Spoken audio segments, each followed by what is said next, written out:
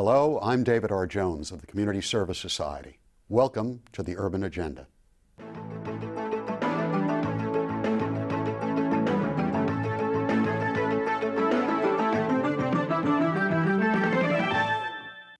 Joining me today is U.S. Representative Anthony Weiner, whose congressional district includes communities within Queens and Brooklyn.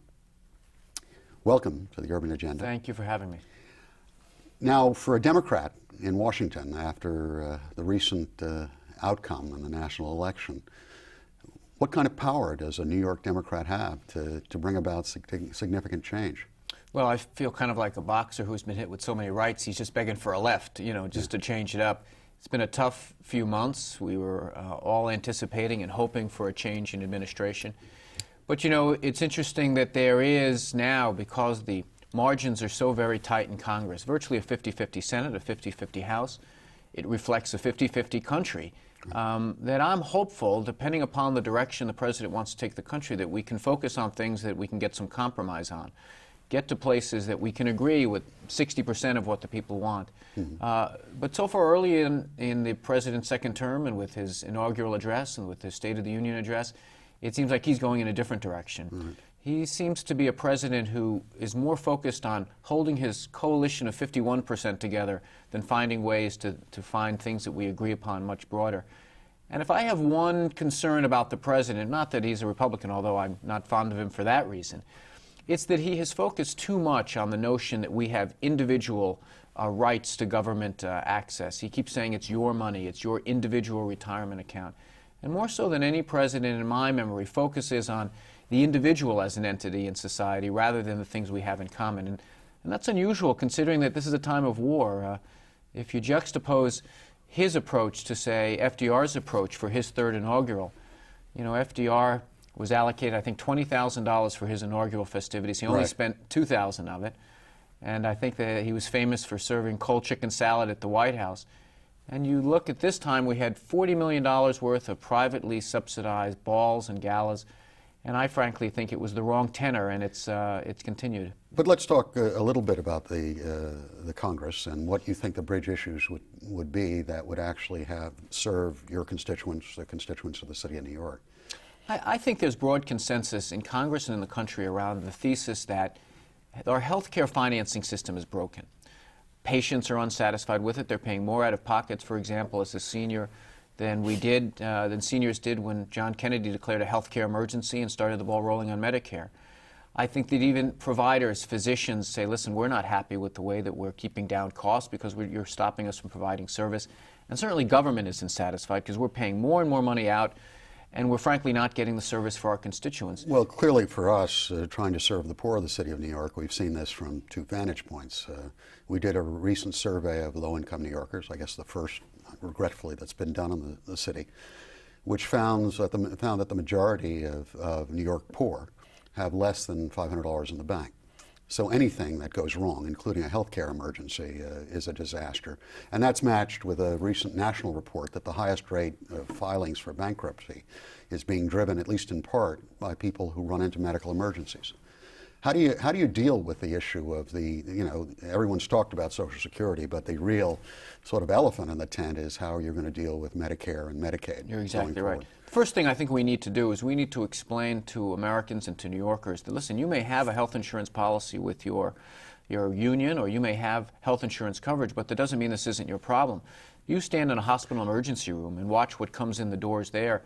Many, many people uninsured, that's their first entryway to the healthcare system. It's not like those bills are being paid by the healthcare fairy. Those bills are being passed along to all of us. Those bills are what are undermining the health of the hospitals and institutions of health in our city.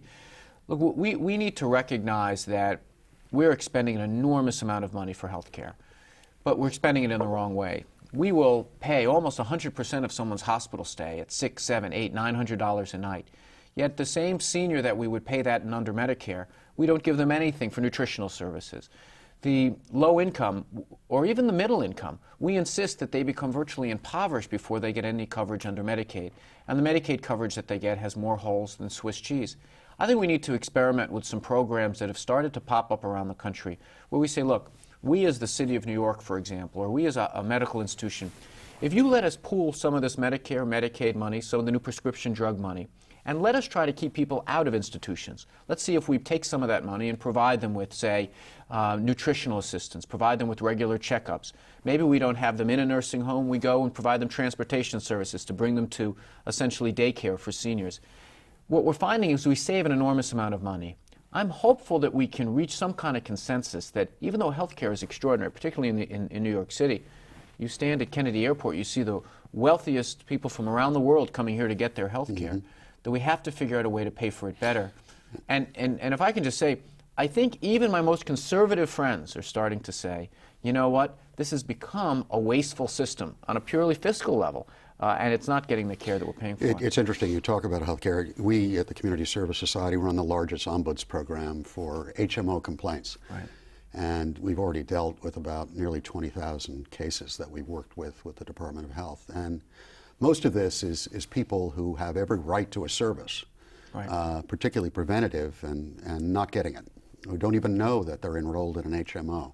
So there are cost savings to be had, obviously, if you start educating people and giving the kind of access earlier before they reach acute care. But we have to realize what is the tick and what is the tock, as they say in politics, of this issue. We cannot start with the thesis being we've got to save money and do everything to craft that. First, it has to be how we provide health care, which in and of itself is a cost saving. If we keep people well, it's good for our society, it's good for... And I think the HMO experiment was an example of what you do if you start out with the thesis of first, save money, rather than first provide health care. No quality. Let's shift focus just for a second. I think most people know, certainly in our audience, that you're considering a run for mayor this year. One of the key issues that seems to be emerging in this potential campaign that's coming up is how well the educational system of the City of New York is doing. What is your just top mind response to that? How do you feel the mayor has done to date on education? Right. Well, look, my perspective is one as someone who went through the public school system. My mother just retired after 33 years as a school teacher, so I have an unpaid lobbyist for the UFT calling me up every couple of days and complaining about the situation. I think the mayoral control was a success for the city. We now have someone to hold accountable for changes that go on in the school system, and I think if we do that, we have to judge Mayor Bloomberg's first couple of years as this very harshly. I think we have an exodus of the system of some of the most experienced teachers, including my mother. I believe that too much money that is going into education is going into experimental novelties rather than going into the core curriculum, expanding the school day, providing class space. And I also think that we've allowed discipline to slip as a basic underpinning of how you have a successful school. I think the reorganization has led there to be very little accountability for whose job it is to make sure the troubled kids are removed from the environment so that the good kids can continue to learn. But I guess if I had to say the one most overarching concern that I have about the reorganization is it has replaced a curriculum that allowed teachers to use their skills, to use their creativity, to reach students at individual places on the learning curve with almost a learning style that is more concerned about schedules, more concerned about the appearance of classrooms, and has taken out the creativity and, in my mother's words, the fun out of teaching. Well, let's talk. The Community Service Society has released a report that became actually part of the presidential campaign that we have 50% black male unemployment in the city of New York. We've just released another report showing that about 170,000 young people between 16 and 24 are neither in work or in school. And the chancellor has been releasing slowly over the last couple of weeks a showing that enormous numbers of youngsters never even get a regents or a local diploma. Right. I think the numbers just are staggering now. Only 1 in 10 African Americans get a regents diploma, and when we calculate for males, that's virtually nothing for blacks and Latino males.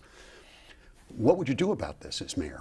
How would you fix this? This is clearly not just the mayor's mistake. This is a Democrat and Republican disaster. I would agree, and let me say this, that we have had this tendency over the last couple of years to focus with a microscope on certain problems, and we've allowed other elements of the system to go unnoticed. For example, we had this extraordinary focus and public tempest about the idea of testing third graders and then giving them extra assistance. What we learned from that experience is not that when you test you get 40,000 or so kids who can't read, but what we learned is if you put the resources in over the summer school period, tens of millions of dollars, you can really get results. But more importantly, what we noticed is that there's a focus that we've forgotten. We have to say to failing children, we have to make sure that you can succeed. Mid-range kids like myself, we have to push them to give them programs to make sure they can excel. And excellent students, we have to attract to the system and make them Westinghouse scholars. But we also have to recognize in the high schools, the worst thing we can have is a 16 or a 17-year-old dropout who is not going to get a Regents diploma, and we're doing nothing to capture them. The mayor recently announced he's going to return to a focus that was successful in the city for generations, which was a focus on vocational education, saying that, look, you might not be a Regents diploma candidate, but you might be an excellent candidate to be an automotive repairman, which we have a very short supply of, or an excellent candidate to be in the trades. We have to return to the idea that vocational education is a way that not only do we create a thriving workforce in the city, but we also recognize that the one-size-fits-all education model doesn't fit the city of New York in the year 2005. I guess, obviously we helped craft at least a part of the materials that went to the mayor, and we've been urging him on this. In some ways, the focus on the very top end of the system has obscured the fact that that's not the engine that really drives, the hundreds of thousands of people who actually live here. So there is a movement afoot to do just that. It's interesting, clearly the mayor has touched upon that he took over a broken system, and I think there's a fair degree of support for that. Actually, when we do polling data on some of these issues, we find just that people are very disillusioned with the public school system, had a brief burst of hope when the mayor came out with his control, and now it's dropping off. Right. So I think this is clearly going to be there. We'll be right back to continue the urban agenda. To a child, a little of your time can make a lifetime of difference. That's why the Greenville Family Partnership sponsored a hike, because kids with something to do are less likely to do drugs. Standing right in front of them. Whether you're a good storyteller or a good listener, you can help. To find out about community drug prevention programs, call toll-free 1-877-KIDS-313. I can keep a kid off drugs.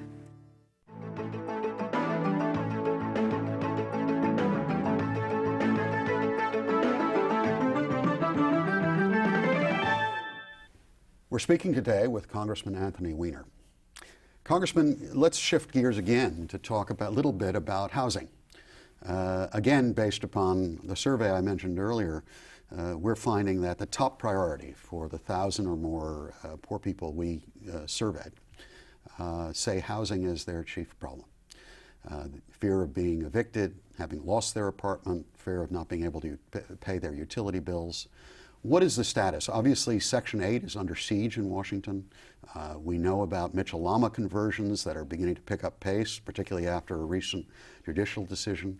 What's your take on the housing crisis? You see it obviously in Brooklyn because of price escalation. Sure. Well, look, we had, through the course of the last 50 years, kind of come up with a model for how it was we were going to deal with a fundamental problem. And that in cities like New York, there is simply an imbalance of supply and demand that is chronic. I think there was a recognition that with the combination of public housing, and despite the criticism of public housing, frankly, we in New York have done a better job preserving and investing in public housing than they have anywhere else. It's not uncommon to see the videos from places like Newark and Chicago of them tearing down their public housing and essentially throwing in the towel. We've invested in ours, but we're doing it now without very much help from the federal government. More and more we rely upon the city to help pitch in to essentially protect what is a federal investment.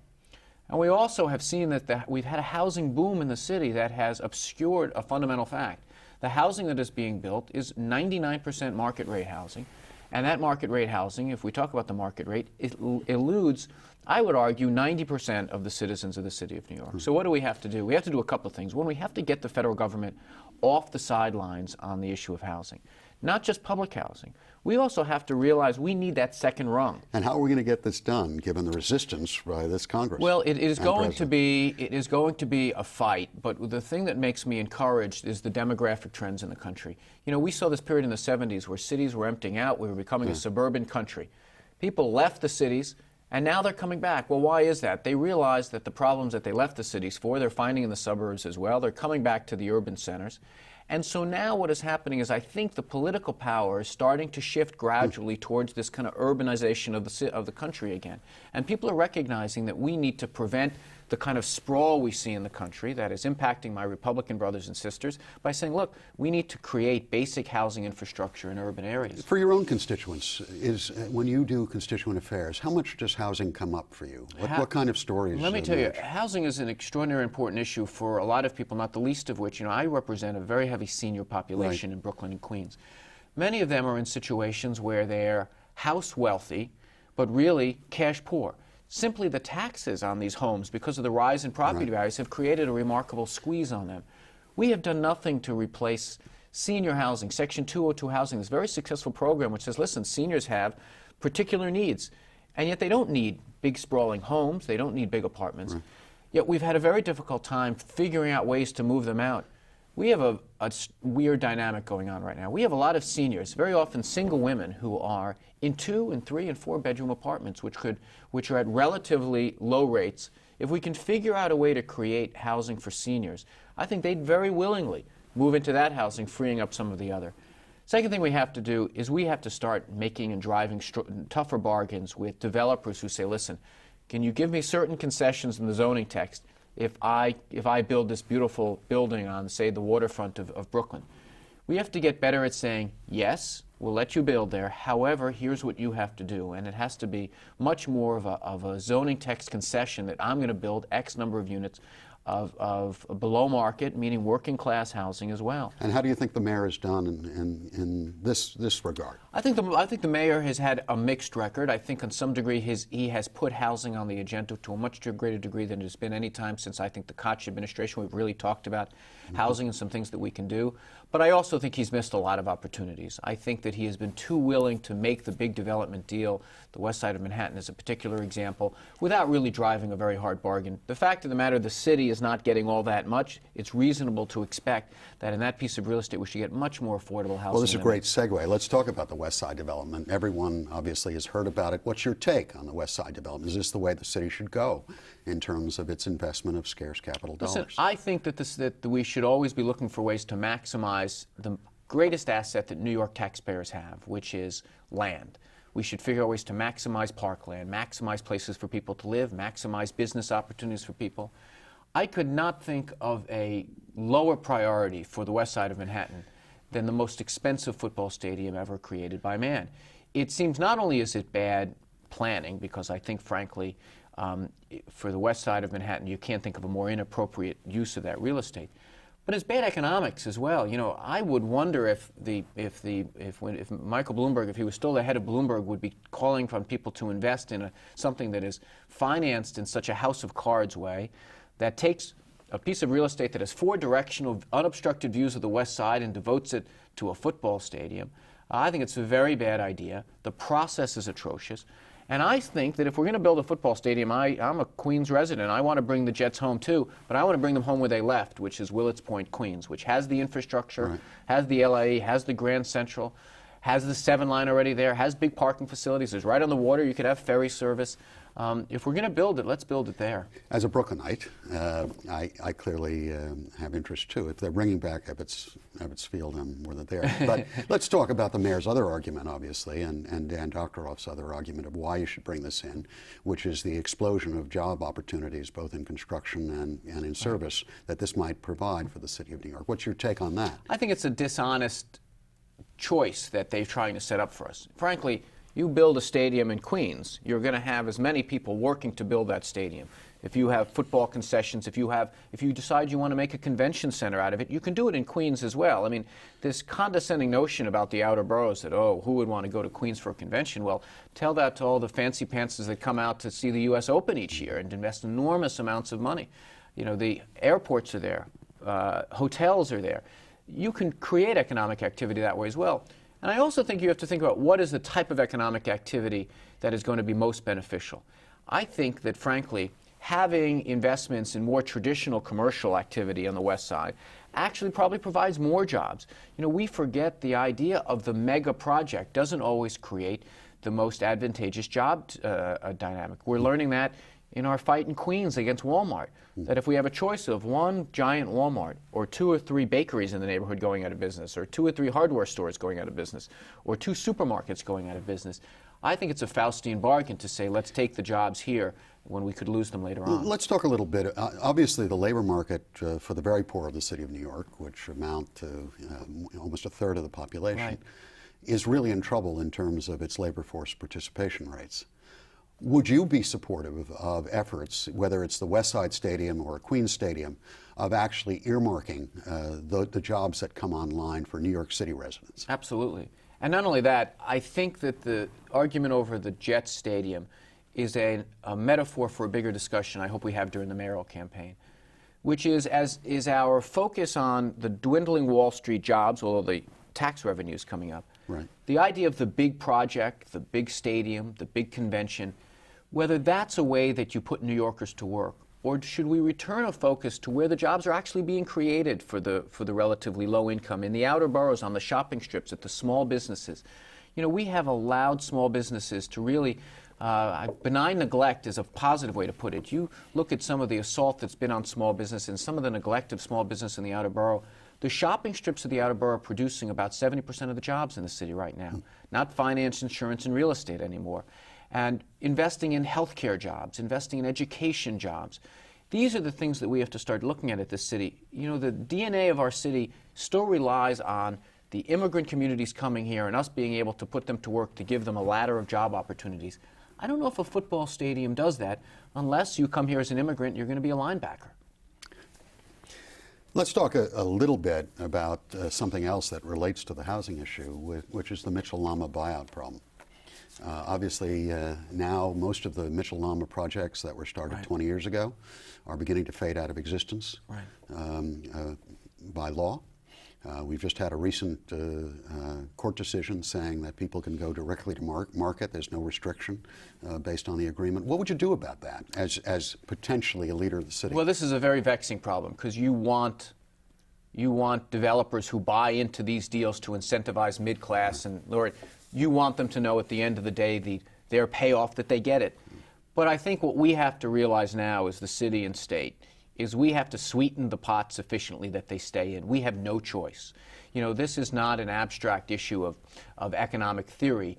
These are homes that people are in that really don't have the resources to be able to go out in the marketplace. They're essentially Mitchell-Lama owners, they're Mitchell-Lama cooperators because by definition they probably can't get market rate housing. And also many of them might have gotten in as wage earners, now have aged just like the Mitchell-Lama programs are, and now are retirees. So it's unfair to say that they can go to market rate. I think that we need to go back to the state legislature, because this is not only this is a state problem as well, and say, listen, let's sweeten the pot. Sweeten the pot in terms of tax incentives, sweeten the pot in terms of investments that they make in their housing. It is far cheaper for we as taxpayers to essentially subsidize someone to keep housing stock in place than it would be for us to replace the housing stock And later knowing on. the difficulties we have with our state, you know, sort of tripartite difficulty up in Albany, do you think this is likely? Well, this is another example where the coalition behind housing broadens.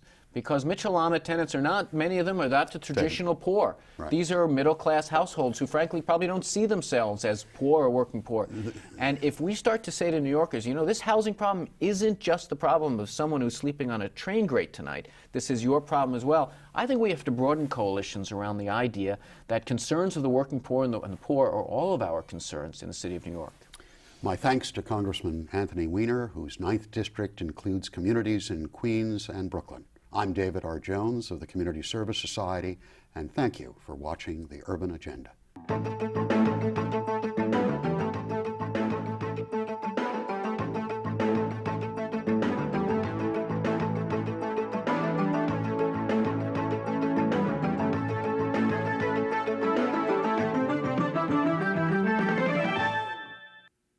To learn more about the work of the Community Service Society of New York or to comment on the Urban Agenda, please contact us at 212-614-5425 and on the web at www.cssny.org.